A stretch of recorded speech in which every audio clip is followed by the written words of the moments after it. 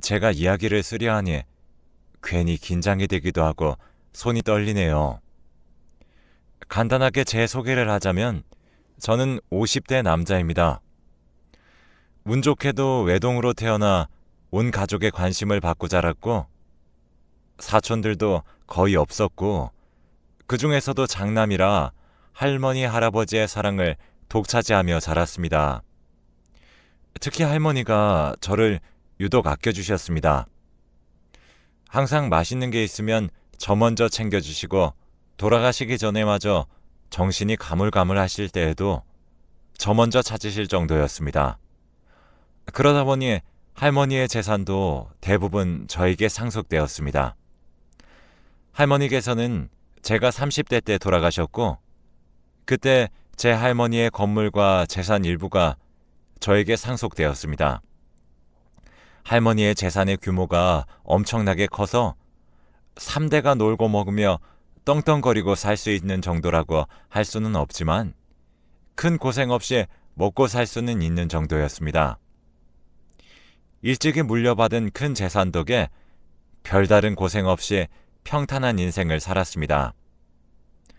아이러니하게도 제가 지금 사연을 쓰고 있게 된 원인도 할머니에게 받은 재산과 관련된 이야기입니다. 할머니께서 물려주신 재산 중에 건물도 한 채가 있었습니다. 서울 외곽에 있는 단독주택들 사이에 있는 상가 건물이었는데 그렇게 사람이 많은 동네는 아니었지만 단독주택들 사이에 유일한 상가 건물이어서 손님들이 올 수밖에 없는 꽤나 알짜배기인 위치에 있는 건물이었습니다. 그런데 이상하게 위 상가에 들어서는 가게들마다 장사가 너무 안 된다며 오래 버티지 못하고 나가버리고 좀 오래 버틴다 싶은 가게도 1년을 겨우 채울까 말까였습니다. 이렇게 위치가 좋은데도 계속해서 손님이 없다며 세를 준 가게들이 나가버리는 것이 너무 고민이었습니다. 그래서 몇 날 며칠을 고민해 본 끝에 할머니께 물려받은 건물이다 보니 건물이 너무 노후한 게 문제인 걸까라는 결론에 도달했고 한번 건물을 싹 리모델링 해버리자고 생각했습니다. 그 고민을 할 무렵에 마침 새 들어있던 가게들도 전부 나가 건물이 텅텅 비어버려서 딱 이 타이밍에 하면 되겠다 생각한 저는 건물 전체를 새로 리모델링하기로 결심했습니다. 결심을 하고 여기저기 발품을 팔아 마음에 드는 리모델링 업체에 갔고 상담을 받았습니다. 견적을 내기 위해 업체 사장님과 함께 건물을 여기저기 둘러보며 이야기를 나눠보니 오래된 건물치곤 관리도 잘 된 편이고 깔끔해서 크게 손댈 것은 없고 그냥 전기나 가스 시설 같이 오래되면 위험한 것들 위주로 꼼꼼하게 체크하면 된다고 이야기했습니다. 다행히 제가 생각한 것보다 비용도 덜 들 것 같다고 이야기했습니다. 기간도 제 예상보다 훨씬 짧을 수도 있다고도 이야기했고요. 그렇게 사장님과 건물을 다 둘러보고 견적까지 다 뽑은 다음 계약금 일부를 선입금한 다음 리모델링 공사가 잘 되기만을 손꼽아 기다리고 있었습니다. 그런데 이상한 일은 리모델링 공사를 시작하고 며칠 만에 시작됐습니다. 건물의 리모델링이 순조롭다며 빠른 시일 내로 마무리할 수 있을 것 같던 리모델링 업체 사장님이 혹시 공사 기간이 좀 더 길어질 것 같은데 괜찮겠냐며 연락이 왔습니다. 이야기를 들어보니 중요한 장비가 말을 안 들어서 수리를 맡기려는데 정비해주는 곳에서 마침 딱 부품이 다 떨어져서 어쩔 수 없이 그 장비를 쓰는 부분만 시공을 못하고 있다는 겁니다. 그래서 저는 어쩔 수 없는 일이니 괜찮다고 기다릴 수 있다고 말하고 계속해서 리모델링을 기다렸습니다. 그렇게 한참 기다리던 차에 리모델링 사장님으로부터 전화가 또 한 통 걸려왔습니다. 지금까지 리모델링 한 데까지만 돈을 받을 테니 다른 업체에 일을 맡기면 안 되겠냐고 하는 겁니다. 저는 무슨 일 있냐고 왜 일을 하다가 마시냐고 물었습니다. 리모델링이 다 되기만을 기다리고 있었는데 갑자기 그런 연락을 받으니 당황스럽기도 하고 어이가 없기도 해서 약간 화가 난 상태였습니다. 그런데 사장님은 정말 죄송하다고 일단 돈을 시공이 완료된 데까지만 받고 나머지는 돌려주겠다고, 시공은 여기까지만 하고 그만두면 안 되냐며 떨리는 목소리로 말을 하는 겁니다. 그 떨리는 목소리를 들으며 무슨 사정이 있는 건가 싶어 마음이 약해진 저는 사장님께 무슨 사정이 있는 거냐고 물어봤고, 그러자 사장님은 기분 나빠하지 말고 들어달라며 이야기를 시작했습니다. 리모델링 초반에는 오래된 것들을 고치면서 순조롭게 일을 진행해 갔다고 합니다. 기간도 넉넉하게 잡혀 있었으니 직원들도 여유롭게 일을 진행해 갔다고 했습니다. 그런데 이상한 일은 3층에 갈 때마다 서늘한 기분이 들었다는 것입니다. 다른 층과는 달리 딱 3층에 들어가면 계단에서부터 목덜미가 서늘해지는 기분이 들었고, 3층을 시공하러 가기만 하면 직원들이 다치거나 부품이나 장비가 고장났다고 합니다. 처음에 몇 번은 그냥 우연이겠거니 하고 넘어갔다고 합니다. 직원들도 크게 다치지는 않아서 그저 부주의로 인해서 다쳤구나 생각하면서 말이죠. 그런데 계속해서 부상이 발생하자 이상하다는 느낌이 들었다고 합니다. 거기다 다친 사람들은 작게는 손가락이 약간 베어서 피가 나던가, 심한 경우엔 크게 넘어져 뼈에 금이 가던가 하는 경우까지 있었다고 합니다. 그 이야기를 듣자 저도 이상하다는 생각이 들고 소름 끼치기도 하더군요. 아무튼 리모델링 사장님은 유독 3층에서만 그런 일이 벌어지니 무서워졌다고 합니다. 직원들 사이에서도 계속되는 부상과 장비 고장으로 인해 그 층에는 귀신이 들렸다는 소문이 돌았고, 다들 3층의 리모델링은커녕 3층에 들어가는 것조차 꺼리는 분위기가 되었다고 합니다. 그래도 이미 돈도 받았고 계약도 했으니 일을 계속 진행하려 했지만 계속해서 직원들이 다치고 그 부상의 정도가 조금씩 심해지자 이대로는 안 되겠다고 생각하고 저를 찾아와 리모델링 중단을 요청한 것입니다. 리모델링 업체 사장님은 직원들이 계속해서 다치면서 회사 분위기도 안 좋아졌다며 다른 층은 시공이 다 끝났으니 여기서 마무리하고 받은 돈에서 3층 시공 비용만큼 돌려주겠다고 말해왔습니다. 저도 별일이 아니었으면 화를 냈겠지만 계속해서 사람이 다친다고 하니 마음이 불편해져서 알겠다고 했습니다. 그 업체에게 돈을 일부 돌려받고 나서 저는 3층을 마저 시공해줄 다른 업체를 찾아다녔고, 이상하게 일하러 오는 곳마다 3층을 시공하던 도중에 직원이 다치거나 장비가 고장나는 등의 사고가 계속 발생하는 것입니다. 이쯤 되니 저도 2층에 귀신이 들린 건가 하는 생각이 들며 소름이 끼치더군요. 그래서 저는 평소 자주 가던 절의 스님께 간곡히 부탁드려 그 건물로 모셔왔습니다. 스님이 다녀가신 다음에는 괜찮겠지 하는 얄팍한 생각이었습니다. 스님도 그닥 이상한 기운이 느껴지지 않는다고 하셨고요. 혹시 모르니 소금이나 팥을 뿌려보라고 조언을 해주셔서 소금이나 팥을 뿌려보기도 했습니다. 하지만 그 뒤로도 사건들이 계속되더군요. 그래서 저는 건물 자체가 상태가 나쁘지는 않다고 했으니 3층은 조금 더 싸게 해서 내놓자고 생각하고 리모델링을 그만뒀습니다. 새로 싹 리모델링을 해놓은 건물이라 겉보기에도 깔끔하고 거의 새 건물 같아 보였습니다.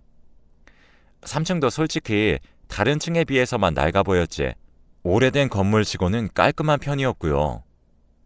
새를 내놓자마자 계약을 하겠다는 사람들이 꽤 있어서 역시 건물이 오래돼서 다들 그냥 더 좋은 곳으로 옮긴 거구나 싶었습니다. 아무튼 건물이 새 것처럼 깨끗해지고 가게들도 하나둘 들어서기 시작하자 생기가 돌고 좋더군요. 그렇게 몇 달은 문제가 없었습니다.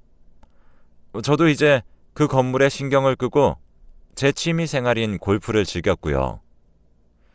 건물 주인이 너무 신경 쓰면 새 들어온 사람들이 불편해하기도 해서 최대한 신경을 끄고 가끔 월세가 밀리거나 어디 고장났다고 연락이 올 때만 한 번씩 들여다봤습니다.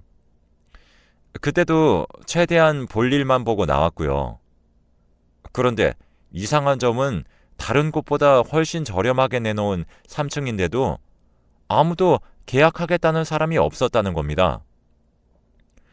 그래, 다른 층보다는 낡아 보이니까 그냥 돈 더 주고라도 다른 층에 가나보다 하고 가볍게만 생각하고 언젠가는 임자가 나타나겠지 하고 그저 가만히 기다리기만 했습니다. 그게 문제였을까요? 저는 제 건물에 이상한 소문이 돌고 있다는 것도 뒤늦게서야 알게 되었습니다. 그 건물 3층에 귀신이 있다는 소문이 온 동네에 퍼졌다고 하더군요. 저는 그 동네와는 좀 떨어진 곳에서 살고 있어서 더더욱 소식이 늦었던 것 같습니다. 그런 소문이 돌아 비어있는 3층에 동네 학생들이 관리인 몰래 문을 따고 들어가서는 자기들끼리 담력 시험을 하기도 하고 학생들이 열어둔 문으로 밤마다 동네 길고양이들이 드나들기까지 시작해 관리인이 이상함을 눈치챈 후에는 이미 3층은 길고양이 특유의 짐승 냄새와 불량한 학생들이 버리고 간 쓰레기들과 담력 시험한다고 몰래 들어온 학생들이 사방에 난잡하게 그려둔 낙서로 가득했습니다. 제가 관리인에게 연락을 받고 그곳에 도착했을 때는 거의 쓰레기장 수준으로 더러워져 있었습니다. 제 건물에 새를 들어서 장사하는 가게들은 거의 베이커리나 카페 또는 학원이나 개인 작업실로 사용하시는 분들이라 대부분 10시에 마감을 합니다. 제일 늦게 닫는 곳이 개인 작업실과 카페였는데 이 둘도 12시면 문을 닫고 가기 때문에 관리인도 항상 마지막 순찰을 돌고 나서 12시 반이나 1시쯤에는 퇴근을 했습니다. 그리고 그 사실이 주변 학생들에게 아름아름 퍼져 있었나 봅니다. 담력 시험을 하겠다는 학생들이 밤에 몰래 3층으로 침입했다고 합니다. 캄캄하고 어두운 밤이었기도 했고 그때 당시에는 CCTV도 지금처럼 많이 설치하는 편이 아니었습니다. 설치해도 화질이 좋지 않아 밤에는 주변에 불빛이 없으면 거의 쓸모없는 수준이었고요. 그렇게 범인을 잡을 수도 없이 더러워질 대로 더러워진 3층은 귀신이 나온다는 소문까지 더해져 정말 들어가기 싫은 공간이 되었습니다. 하지만 그대로 건물을 방치할 수도 없으니 저는 전문 청소업체를 불러 청소를 했습니다. 다행히도 그때 청소를 부탁한 업체에서는 부상자도 없었고 사고도 나지 않아 무사히 청소를 마칠 수 있었습니다.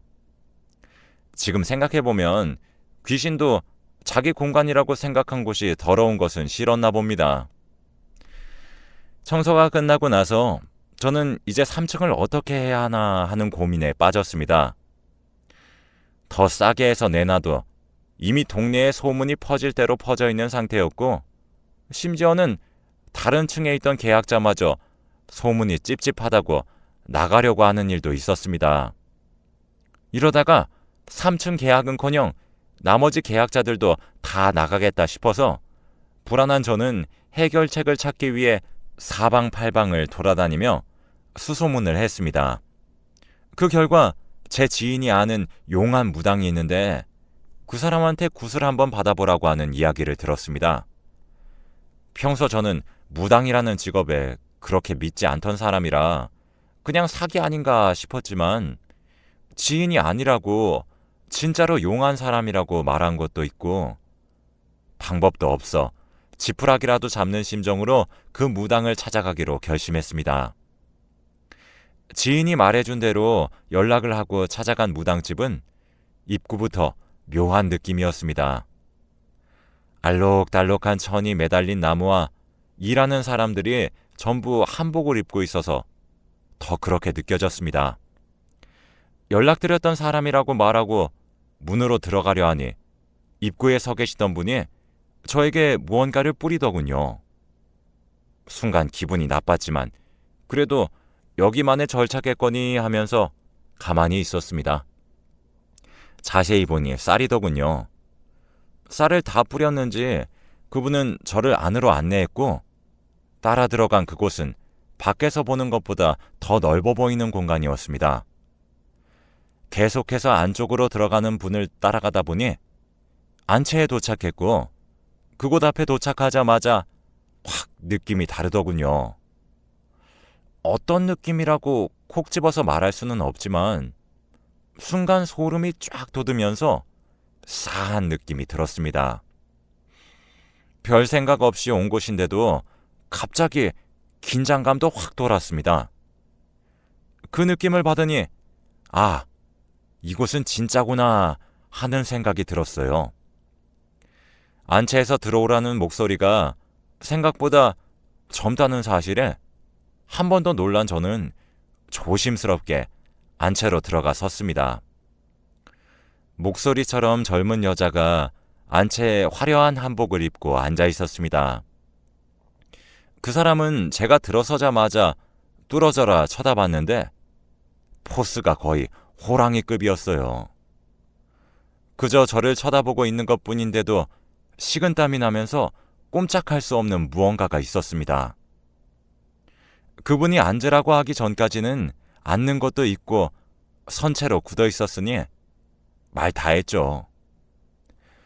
제가 자리에 앉자마자 그분은 저에게 3층 때문이지? 라고 말을 걸어와서 깜짝 놀랐습니다. 사전에 연락했을 때는 그저 고민이 있다고만 했지 어떤 고민인지 말한 적이 없었기 때문입니다.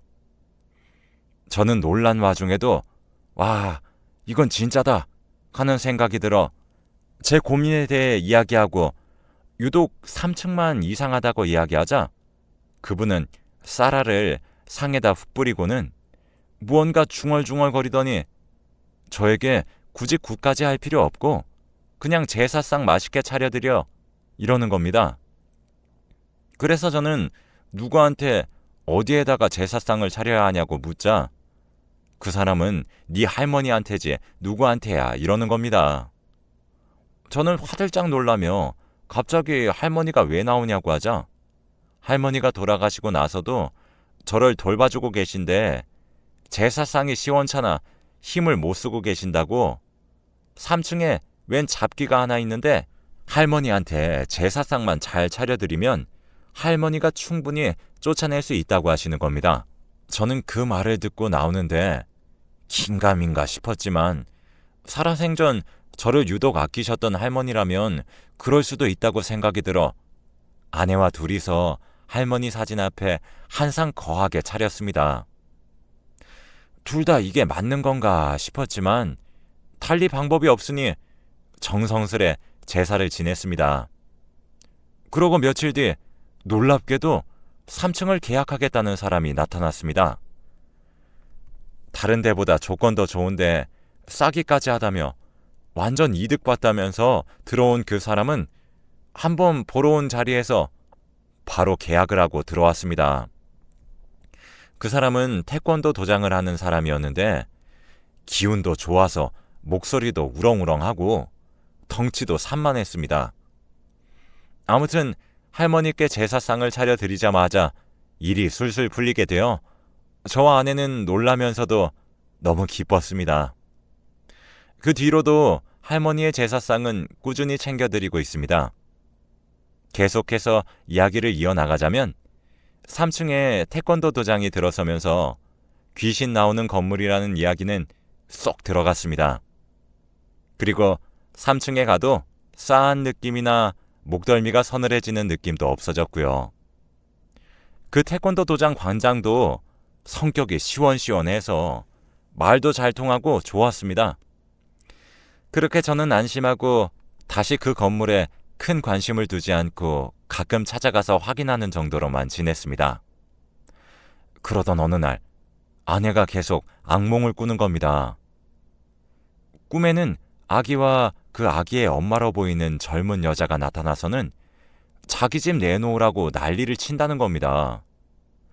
처음 꿈에 나왔을 때는 그저 제가 그 건물로 너무 스트레스 받았기도 하고 그 일로 너무 신경을 써서 그런 꿈을 꾸는 것이라고 아내는 생각했다고 합니다. 평소에는 꿈을 거의 꾸지도 않는 편이라서 더 그렇게 생각했다고 하네요.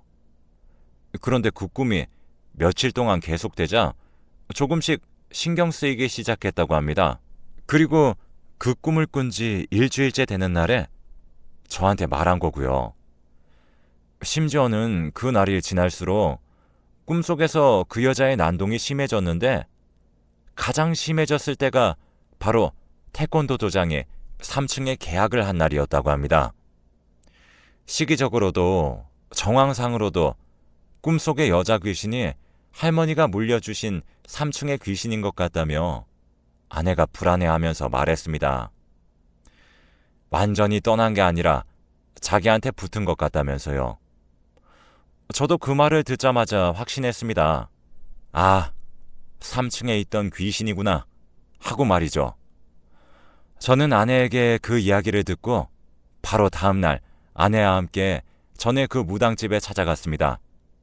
그리고 아니나 다를까 무당은 저와 아내가 안채로 발을 내딛자마자 귀신을 붙이고 왔다며 아내의 등 뒤로 소금을 뿌려댔습니다. 그렇게 한참을 소금을 뿌리고 나서야 아내와 저에게 자리를 권했습니다. 자리에 앉아 저와 아내의 이야기를 경청하던 무당은 저와 아내의 예상대로 아내의 꿈에 찾아오는 그 귀신이 3층에 있던 귀신이 맞다고 했습니다. 저는 저번에 할머니께서 쫓아내 주신 것 아니냐며 왜 그 귀신이 아내에게 붙은 것이냐고 물었습니다. 솔직히 이해가 안 되는 게 건물 주인은 전데 왜 아내에게부터 괴롭히는 것인지 알 수가 없었어요. 그러자 무당은 제 뒤에는 할머니께서 무시무시하게 눈을 부라리며 지키고 있는데 아내는 할머니께서 지키고 있는 범위 밖에 있기 때문에 비교적 만만한 제 아내에게 들러붙은 것이라고 했습니다. 그럼 아내에게 들러붙은 귀신을 떼어낼 방법이 없냐고 어떻게 해야 하냐고 묻자 귀신을 잘 달래서 보내야 한다고 했습니다. 저한테 피해만 입힌 귀신이 뭐가 예쁘다고 달래주기까지 해야 하나 싶었지만 그대로 두면 아내한테는 물론 아내와 자주 붙어있는 저희 집 애한테까지 나쁜 영향이 간다고 하니 아내와 저는 귀신을 빨리 떼어내기로 했습니다. 무당은 귀신이 산 사람한테 오래 붙어 있으면 산 사람한테 안 좋다며 최대한 빨리 귀신을 떼어내야 한다고 했습니다. 귀신을 달래는 방법은 구슬하면 된다고 했습니다. 굿 준비나 진행은 전부 무당 측에서 하니 저와 아내는 구슬하는 동안에 그 귀신이 좋은 곳에 가기를 계속해서 빌어주면 끝이라고 했습니다. 그러면서 최대한 빠른 시일 내로 나를 잡아 연락을 주겠다고 구슬하는 동안은 정신없고 기빠지는 날이 될 테니 마음의 준비를 단단히 하고 기다리라고 했습니다. 그렇게 날짜를 잡아 굿을 치렀습니다. 무당의 말대로 여기저기서 울리는 음악 소리와 뛰어다니는 무당 그리고 알록달록한 천들로 인해 정신이 쏙 빠지고 하루 종일 신경을 곤두세우고 있으니 기가 쭉쭉 빠지는 날이었습니다.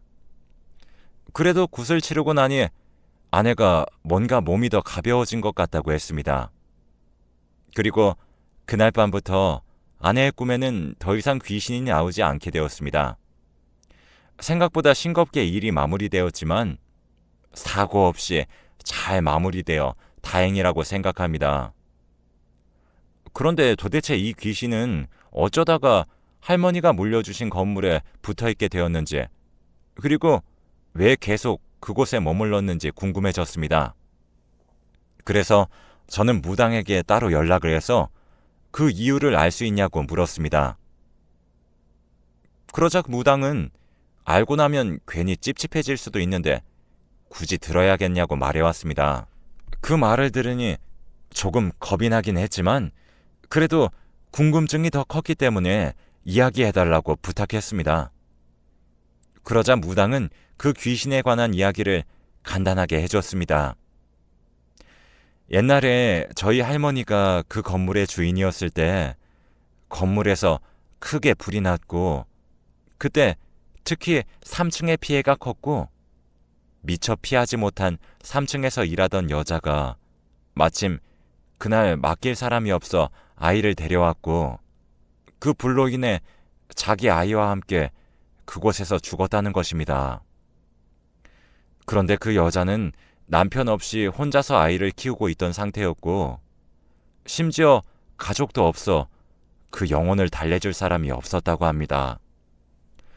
그래서 그렇게 자기가 죽은 건물에 달라붙어 살았는데 저희 할머니가 살아계실 때에는 할머니의 기가 너무 세서 그 영향이 적었지만 저는 기도 약한 데다가 할머니마저 돌아가셔 그 영향이 날로 강해졌고 결국 그런 상황이 벌어진 것이라고 합니다. 사연을 들으니 불쌍하고 안쓰러워 진심으로 좋은 곳으로 가기를 빌어줬습니다. 그 뒤로는 저희 가족과 그 건물에는 나쁜 일 한번 벌어지지 않고 잘 지내고 있습니다. 저는 해군 출신의 사지 건강한 사람이라 귀신의 존재를 전혀 믿지 않았었지만 이런 일들을 겪으며 귀신의 존재를 믿게 되었습니다. 솔직히 자기 주변에 이런 일이 생기면 누가 귀신을 믿지 않을까요? 아무튼 저의 이야기는 여기까지입니다. 부디 재밌게 들어주셨으면 좋겠습니다.